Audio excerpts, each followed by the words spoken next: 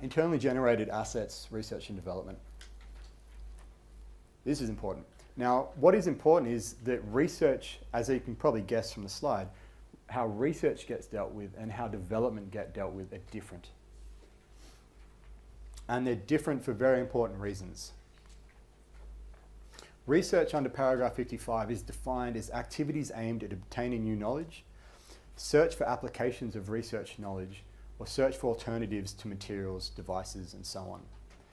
Anything which is spent during a research phase is not capitalized. You have to expense that out. Now, the argument behind that is that the link between you spending the money on research activities and getting some positive outcome for the business, so future economic benefits, is far too far apart for a business to be able to capitalize that. Because an asset is a future economic benefit, the probable future economic benefit. So it's kind of similar to advertising, this idea that you spend money on advertising, it's going to give you a good outcome. You're spending money on research, so you could have a pharmaceutical company going off and spending millions and millions of dollars testing new drugs, trying to find a cure for cancer, going out into the Amazon and trying to find new plants and whatnot. Look, and let's take the ethics out of it for a moment, because yes, there are some questionable ethical decisions that pharmaceutical companies are making. But the thing is, they're spending money, and a lot of those things end up in dead ends. They don't end up with a cure for cancer. They don't end up with a viable drug.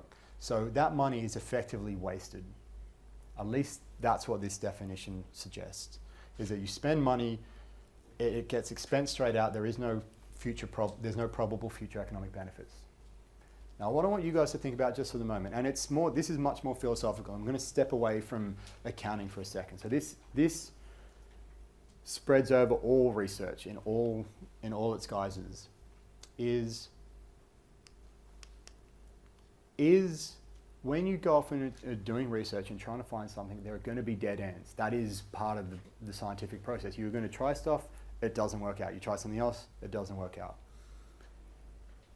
But from one point of view, couldn't it be possible that all those dead ends, you can only get to a good outcome because you've researched and gone through all those other dead ends and you found out that they don't work and you cross them off the list, and then you find out, okay, well, this is the way we have to go, and you find the positive outcome.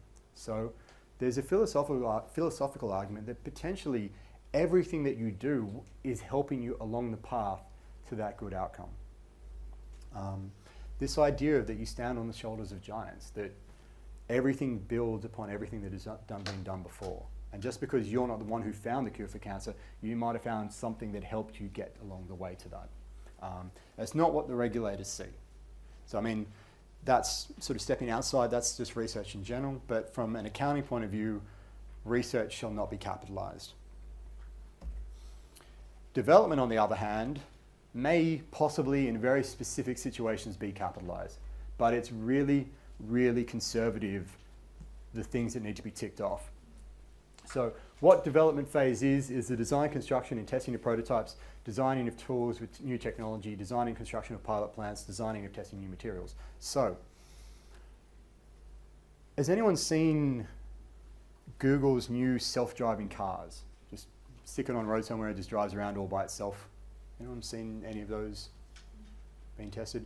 You know those new technologies and there's other new technology, not full self-driving, but the ones that have sensors out the front that can tell when the car in front is stopped, and so you don't even have to brake. Like, it will automatically tell there's a car, within a certain range of distance going at this speed, and you can just keep your foot off the brakes and it will stop automatically. Anyone seen of those sort of things?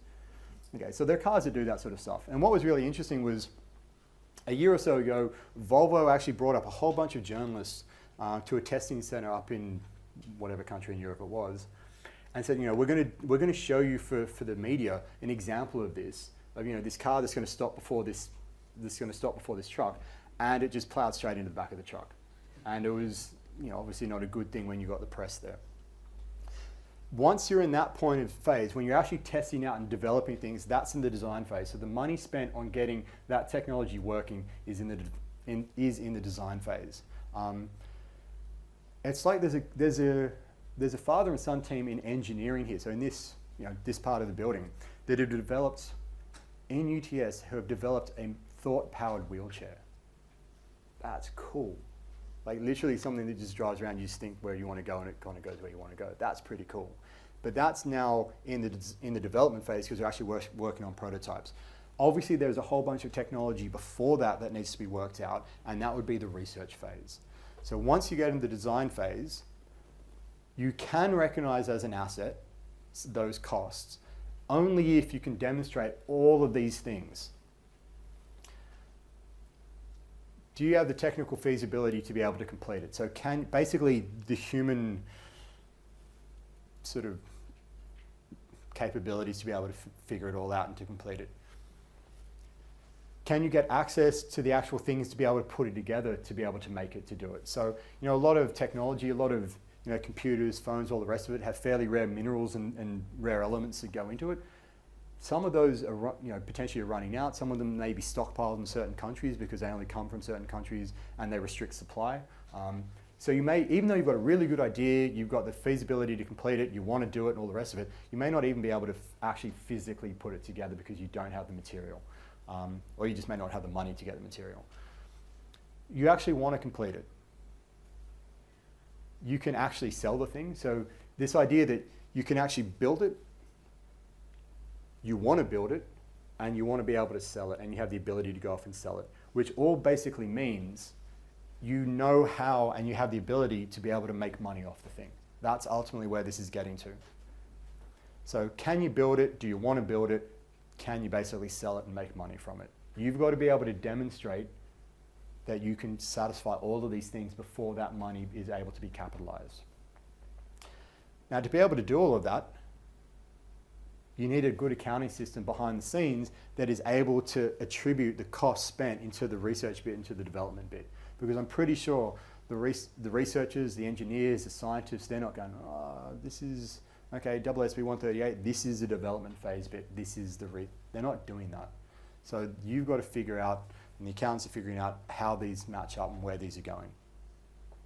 And if you can do that, you've got an asset. Brand names and so on.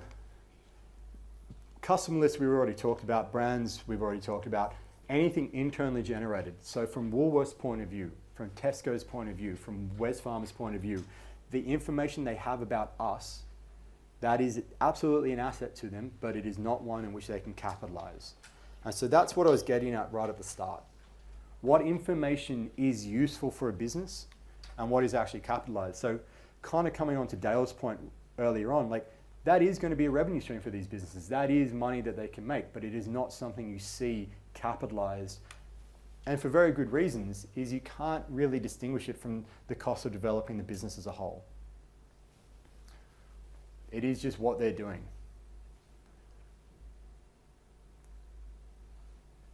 So summarizing all of that, for internally generated assets, goodwill gets knocked out, research gets knocked out, brand names and all those sort of things get knocked out.